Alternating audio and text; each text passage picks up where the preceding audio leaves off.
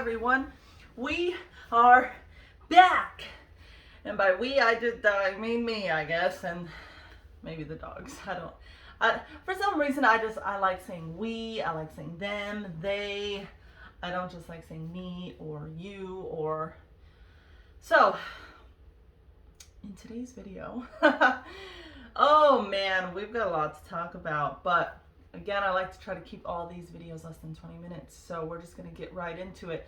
I am not going to tell you what you want to hear. I will always tell you the things that you need to hear, or the things that you should hear. My phone is it's like hanging on in that thing, so if it falls, I'm sorry. But, look, whether you want to believe it or not, whether you want to make the changes or not, you are the reason why your life is the way that it is. Stop just accepting it and saying it is what it is and staying where you're at. Especially if you're somebody who wants or desires more than where you currently are. You need to understand that in order for you to get those things that you want, you have to make some changes, because you can't get over there from where you're at. You can't, okay? We're going to discuss a few topics, right? So, money, right? We all want more money. Who doesn't want more money, right? Some of you, though, the moment I probably said that, thought things like, yeah, but I'm never going to get a job that pays me enough money for me to live the way that I want to live. Okay, well, one, what if that money didn't come from a job? What if you were able to live your life and not have to work, especially if it's a job that you hate, to get the money that you want to live the life that you want to live? But so many of you then say, how am I supposed to make money if I don't work? Do you know how many people make so much money with such a little effort? But you won't get there because of the way that you're thinking right now. If you, on one hand, want to be rich, you want to be successful, you want to be a millionaire, you want to travel the world, you want to do the things that you want to do, right? But on the other hand, you say, rich people are bad. Rich people are liars and cheaters and they take advantage of you. And I'm not that. Guess what that means? You can't be a rich person then. You can't. Because you are saying, I want to be rich, but rich people do all these horrible things and I'm not that, so therefore I can't be rich. But you want to be. That you have to adjust that side. This side is you want to be rich, that is great. This other side, you can't. You cannot get there from right here. You can't do it because you're completely contradicting that thing that you want. Okay, you can't do it. Okay, those of you who are like, oh, I want a great relationship. Look at so and so, they have a fantastic relationship. I want this amazing relationship, but all I attract is this. All I attract is men that cheat. All I attract is men that are controlling. All I attract is... Okay, did you hear the contradiction there? I want a great relationship, yet I can't because this is all I attract. Okay, well, unfortunately for you, that's all you're going to continue to attract, even though you don't want to. That's what a lot of people can't wrap their heads around, is they don't want this thing so bad that they end up actually attracting more of it, because that right there is the sole focus. That right there is taking all of their energy. That negativity around the relationship is overpowering that desire for a good one. And we don't want that, okay? You cannot get into a positive, loving relationship from that mindset of all I attract, all I deserve, all I've ever gotten and ever will get is this kind of relationship. Well, you just screwed yourself. You just X'd yourself out from getting that. Stop thinking about the things you don't want. Again, that is something I get that is hard to think about, that so many people think if they just push it away, if they just ignore it, but the fact, okay, I'll relate it to this. How many of you guys know that game that people play where they literally say, oh, you lost the game, and you're like, oh. But you weren't thinking about the game, right? Until somebody said, oh, you lost the game, which caused you to then think about the game. That's the same problem here, is you're thinking about that thing that you don't want, which is causing you to get the thing that you don't want. It's causing you to lose the game because you thought about the game. You don't want to do that. The more that you think about something that you don't want, the more you're going to get stuff that you don't want. Okay, how many of you, whether you do it or somebody else does it, you hear them say something negative, or you hear yourself say something negative, maybe at the beginning of the day, and then the rest of the day it's nothing but negative thing after negative thing after negative thing after negative thing. Maybe then it goes into the next day and the next day and a week and a month and the next thing you know, they've had a whole year of just shit, right? A whole year of just crap being dealt to them, right? Well, all of those things that they kept saying to themselves or thinking to themselves or saying it to others, that is causing your attention and your focus and your energy to be on that. And since our brains, I'm sure some of you guys have heard this, cannot tell the difference between reality and imagination, or reality and not reality, okay? It can't tell the difference. So when you're sitting there telling it, this is the crap that I get, this is all I'm seeing, this is all I'm feeling, it's going to give you more of that because it has to give you what you're thinking about. It has to give you what you're feeling. It can't give you peace, love, happiness, money, all these things when you feel hatred, resentment, you're broke, you're this, you're sick, you're always getting mistreated, you're always in a bad relationship. It can't give you good out of that. It can't. That defies the law. It can't give you that. As much as it wants to, it wants to give you those good things, but it can't because you're so far out of alignment with what it is that you want. You have to get back on the right path, okay? I have always looked at it like this.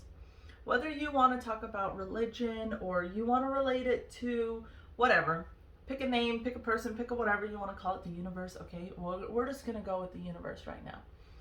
So the universe has a path. Your inner being is walking on this path with the universe of what it is that you want, right? It's on this path and it's like, yes, this is fantastic. We're going to have a wonderful life. It loves you. It thinks you're perfect. You're magnificent. Your inner being is extremely positive, right?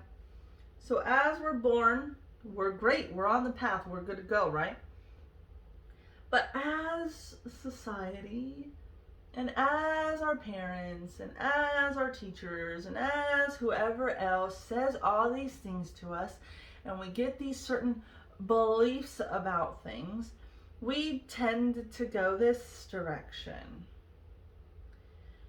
Well, now your inner being in the universe is going this way. They're saying, hey, we're supposed to be going over here. And you're like, yeah, but I'm stuck over here. How do I get over there? How am I supposed to get from this direction that I'm stuck at back onto the path that I need to be on?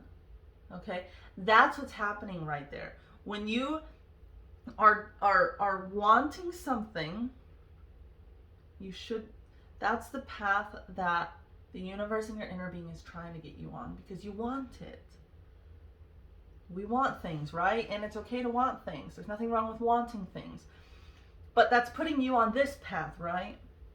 But you're stuck over here, thinking, oh, I can't get it. Oh, if I was born to better parents, richer parents. Oh, if I married a richer man. Oh, if I would have done this. Oh, if I would have done that. You can't.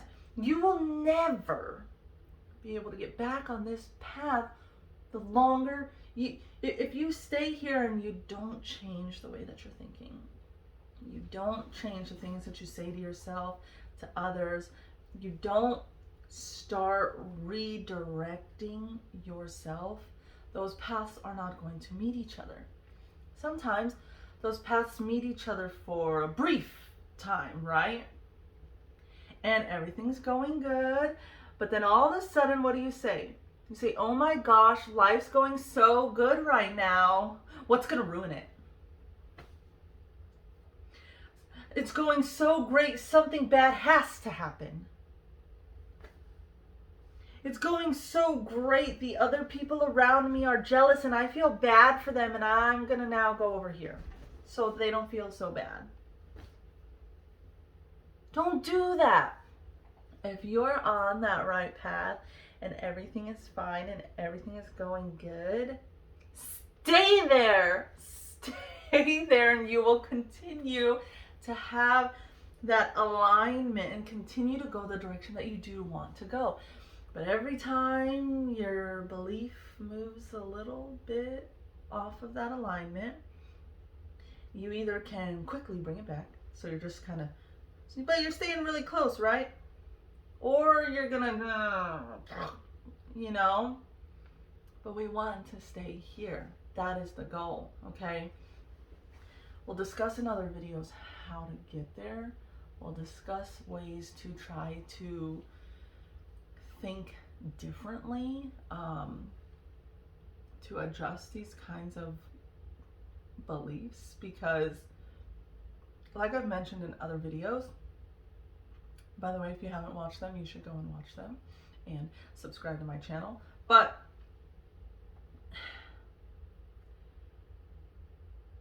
we all have to make decisions, right? You are able to choose which decision to make. Nobody makes the decision for you. You are the one that makes the decision. How you know what decision to make and what's the best route for you is how you feel about whatever decision it is you're trying to make. If there's two decisions and one decision makes, this is where things get a little, one decision makes you happy, one decision does not. Always choose the one that makes you happiest. The problem there is we tend to go, well, what about so-and-so? Sorry, but who cares? That's their own life. If they're to be happy, that's their own job. You can't do it for them. You can't. Even in relationships, right? I can't make my husband happy. I can pour into him and amplify it and give him love and stuff from me, but if he still chose to be unhappy, there's no amount of anything I could do to change him to be happy. That is something that everybody has to do individually, okay? Now, I'm not saying that like by you two being together doesn't make him happy. That's not what I'm discussing. He's happy being with me. Okay? I'm happy being with him. But I'm choosing to be happy being with him. Okay? And his happiness, his love and respect for himself is what amplifies all of that. My love and respect for myself is what amplifies all of that in our relationship. That's what makes the love, the trust, the happiness, the experiences that much greater, because we have the happiness and the love on our own. So when we come together, it's even better and it's even bigger and it's more grand because we both have it. And we just double it when we're together. Versus if one has it and one doesn't. That's like a recipe for disaster. Okay?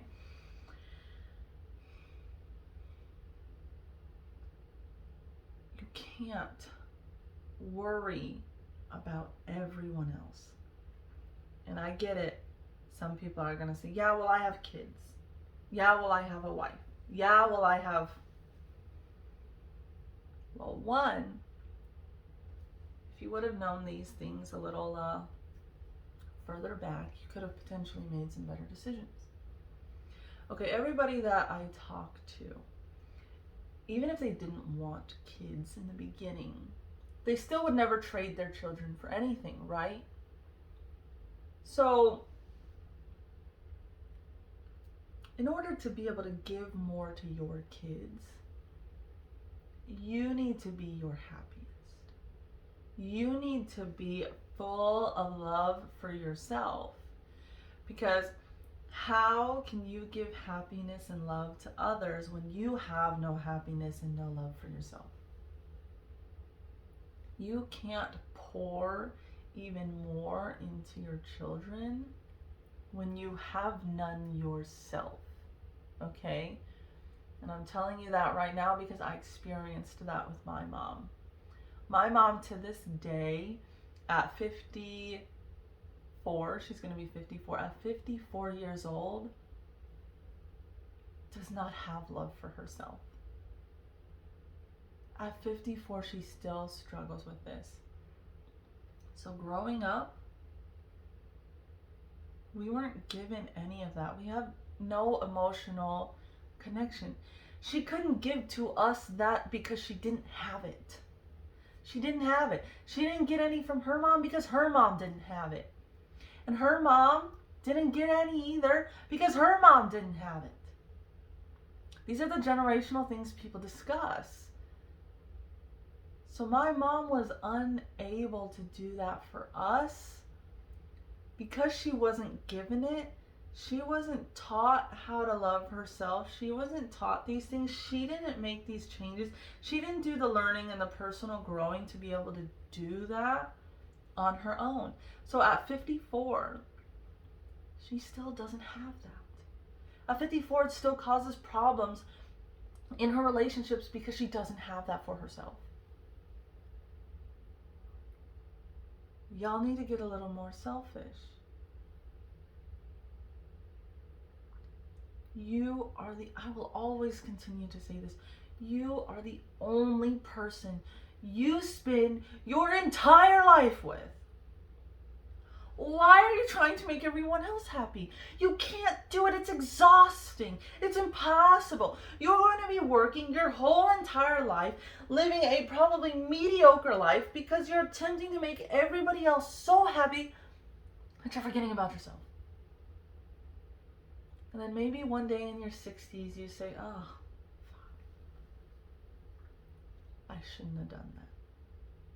But at that point, it's not too late, but you can't get all that time back. You can't. You can move forward and have better time in later years, but you can't get any of that back. And it's sad to see that happen to people. Okay, it is, because we have one life. You've heard it 1,000 freaking times.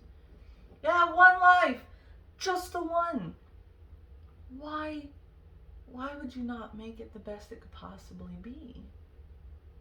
I'm going to end this right here, and we're going to continue part 2 in the next video, and I will upload these back to back. So I'll see you in the next one.